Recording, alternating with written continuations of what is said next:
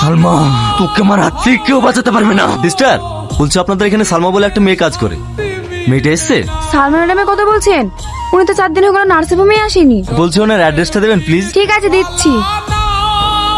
এটা কি টনিদের বাড়ি? কে তুমি? আমার নাম সালমা। সালমা?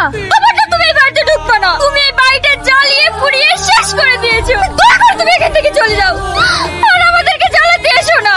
দেখো, আমি জানি আমি টনির সঙ্গে অনেক ভুল করেছি। আমি এখনই টনির সঙ্গে ক্ষমা চেয়ে নেব। তুমি টনির সাথে ক্ষমা চাইতে এসছো? আসো, তোমাকে টনির কাছে নিয়ে যাচ্ছি। দেখো, আমার ভাই এখানে শুয়ে আছে। শুধু তোমার কারণে আমার ভাইটা মরে গেছে। টনি, ওকে তুমি ক্ষমা করে দাও। টনি। এই যে শুনুন, বলছি এটা কি সালমাদের বাড়ি? হ্যাঁ, এটাই সালমাদের বাড়ি। ও কি বাড়িতে আছে? না, ওকে বিয়ের দিন থেকেই পাওয়া যাচ্ছে না। ও কোথায় গিয়েছে আপনি কি জানেন? না, সেটা তো বলতে পারলাম না। হ্যাঁ বল। কি? ঠিক আছে, আমি এক্ষুন আসছি। সালমা, তোর কারণে আমার বন্ধু মেরেছে, তোকে আমি বাঁচতে দেবো না। ভাই, ভাই তোমাকে ছেড়ে দাও। ভাই, ভাই তোমাকে ছেড়ে দাও। ভাই সামাদ, ভাই সামাদ, ওকে তুমি ছেড়ে দাও। ওর কোনো দোষ নাই। না খালা, একে আমি ছাড়বো না। শুধু এর জন্য আমার বন্ধু মারা গেছে। ভাই, একে ছেড়ে দাও। ভাই, এর কারণে ভাই মরেনি। আমি বলছি ভাই কেন মরেছে।